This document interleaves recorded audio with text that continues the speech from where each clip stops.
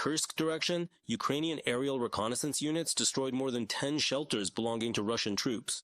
The warriors of the Aquila unit from the Steel Border Brigade also struck 2 FPV drone launch sites, 7 field depots, and 5 enemy antennas. Footage of the strikes on Russian positions was shown by the State Border Guard Service of Ukraine. Another assault by Russian occupiers was stopped by the defense forces on the Kupiansk section of the front.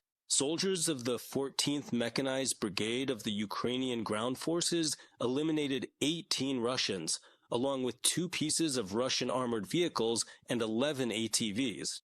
At least 5 more Russian invaders were confirmed to have been wounded. The reserve they planned to form, well, they supposedly planned for 9 divisions, 9 brigades. In total, 409,000. However, that's just their plan. Last year, they failed at these plans too, because they intended to form 14 divisions, but only managed 7. And 2/3 of the resources from those 7 divisions were already completely exhausted and depleted last year in the areas that were absolutely most critical and extremely challenging for them in terms of fighting. That's Pokrovsk, Kupiansk, and Huyaipul.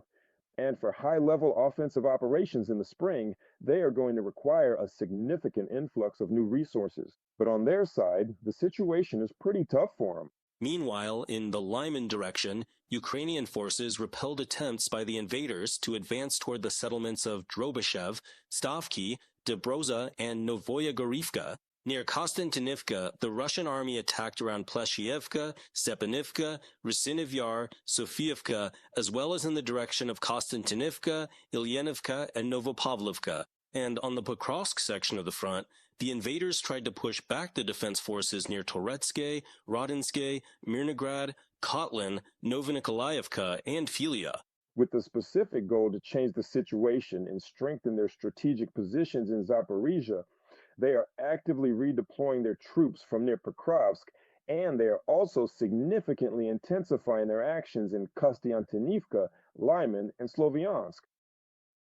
And before this, as we remember from last year, they first developed a step-by-step plan to advance, meaning to capture the Pokrovsk Minorhad agglomeration. All their deadlines have already passed.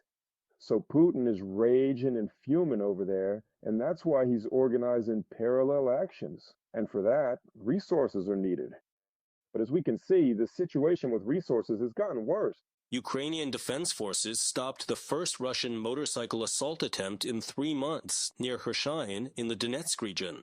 The enemy deployed a total of 13 units of 2-wheeled vehicles, but the vast majority of those units were destroyed before they even managed to reach the settlement. The rest of the vehicles were stopped by Ukrainian soldiers right in the village itself. Confirmed enemy personnel losses are 17 people, according to soldiers from the 7th Air Assault Corps of the Ukrainian Armed Forces. Ukrainian Special Operations Forces carried out a series of strikes on enemy targets in the temporarily occupied territory of Donetsk region. Using drones, they hit the base of the Russian Rubicon Center for Unmanned Technologies and elements of its command structure. A coordination center connected to drone operations was also destroyed. In addition, ammunition and equipment depots were hit in the Volny area. Sabotage agents carried out another sabotage operation in Crimea on the eve of the 12th anniversary of Russia's annexation of the peninsula. Partisans disabled a locomotive at a railway station near Simferopol, which disrupted the supply of Russian troops in the Zaporizhia direction, where a shipment of ammunition, spare parts, and consumables for military equipment was headed. The locomotive is beyond repair. The special unit of Ukrainian intelligence, Primary, also struck military targets of the aggressor country in Crimea. During the operation, the newest Valde radar station, designed to counter drones, was hit. An electronic warfare station, a drone relay, and a GLONASS navigation complex were disabled. In addition, Ukrainian intelligence destroyed 2 landing boats along with their crews. The largest daily losses for the Russians this year occurred on March 17. Ukraine's defense forces eliminated 1,710 invaders. Thus, the total losses of the Russian army have already exceeded 1,282,000 people. The Ukrainian armed forces also destroyed 3 tanks, 11 armored vehicles, 29 artillery systems, and 230 units of enemy automotive equipment.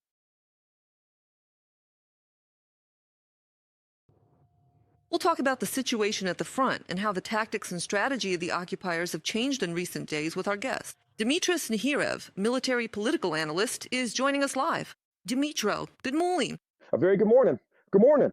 We see that lately, air raid alerts have been sounding more frequently in Kyiv. And there is information that the Russian Federation is planning to launch a missile strike on the Ukrainian capital in the coming days. Is this a military political move, a strategy, or a signal for someone? First and foremost, this is an element of military political pressure on Ukraine. At a time when the negotiation process is practically at a complete standstill, the Russian Federation is trying to exert significant pressure against Ukraine's political leadership as it actively endeavors to implement its own plan to end the war. And that means territorial concessions from Ukraine.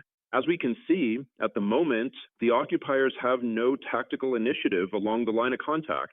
Moreover, Ukraine's defense forces have carried out a successful counteroffensive at the junction of the Zaporizhzhia and Dnipropetrovsk regions, liberating 430 square kilometers. They have stabilized the situation in the Kostiantynivka direction and achieved significant tactical successes in the Lyman direction. In particular, assault units have entered Yampol. In other words, we can say that overall, the situation along the line of contact does not meet the political ambitions of the occupying country, and so they resort to the only argument left to them at this point: terror against the civilian population and strikes on energy infrastructure. But the Ukrainian side is prepared for this kind of development in the situation. Moreover, at this point, the Ukrainian side is demonstrating what is called a mirror response.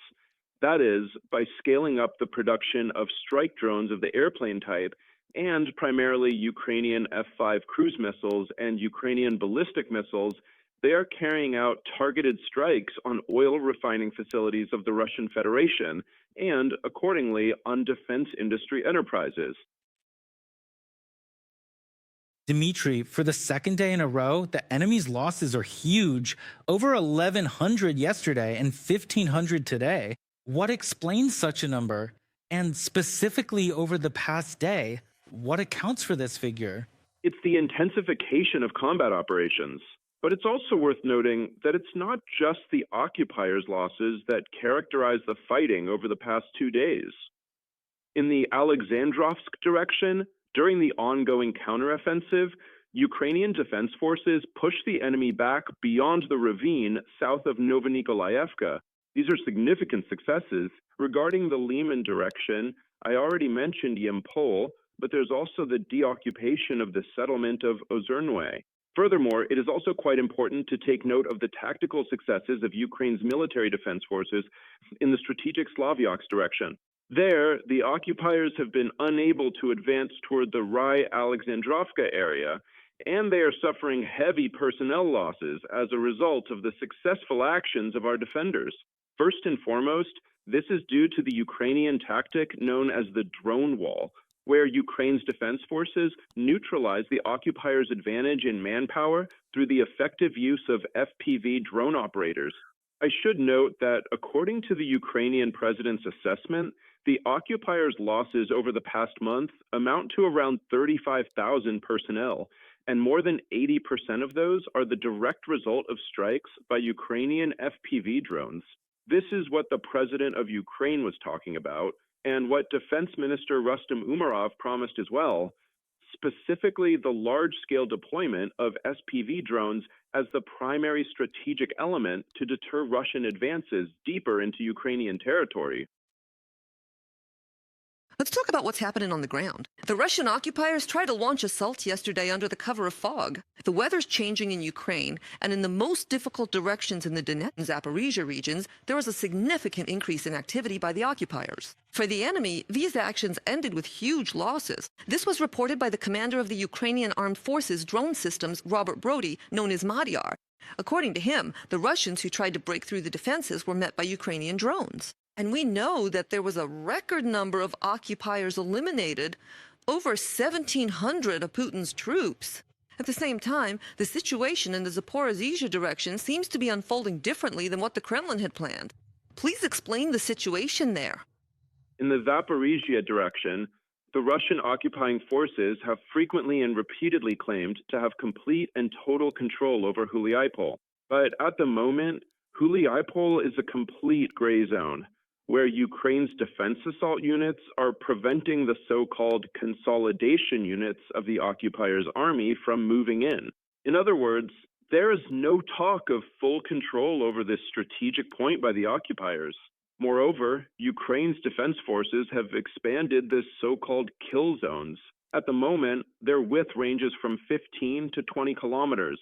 It should be noted that the occupiers admit that it is specifically in the Zaporizhzhia direction where Ukraine's defense forces have radically changed their tactics in the use of FPV drones.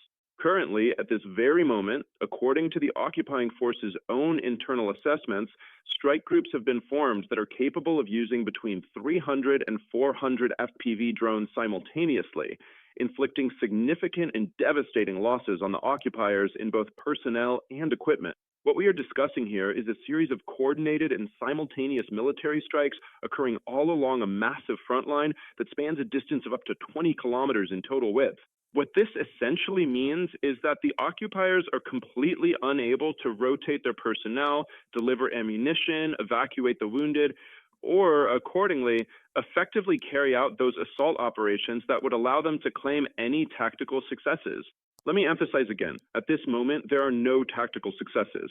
Yes, the occupiers did try to take advantage of changing weather conditions and, specifically, the fog. Moreover, the self-proclaimed second army in the world, as they call themselves, mind you, because the assessments of the global international community and, of course, our own brave defenders are very different, actually used horses as a primary method of logistical transportation in the middle of the 21st century. So, as they say, they're going back to basics. I wouldn't be surprised if, in the near future, they announce the formation of a cavalry army. But despite these persistent and calculated attempts to use cavalry units, Ukraine's defense forces had already fully anticipated and prepared for these specific tactical scenarios. And due to the seamless and highly effective coordination between units, along with the strategic presence of operational reserves, the occupiers' attempts to break through on the flanks, primarily the looming threat of advancing toward Orikhiv, were successfully and completely neutralized. Right at this very moment, the occupiers are trying to intensify and escalate not only their actions on the front line, but also in the information space, falsely asserting and claiming that the distance to Zaporizhzhia has supposedly decreased by 14 kilometers, while according to the Ukrainian side, the distance to Zaporizhzhia remains consistently between 18 and 20 kilometers. So, as we can clearly see, the primary strategic objective of the occupying forces is to try to advance to a position close enough to Zaporizhzhia to be able to launch direct strikes against the city using their tube artillery, 12 to 14 kilometers. They absolutely must find a way to get inside of this specific range so that they can effectively deploy their scorched earth tactics.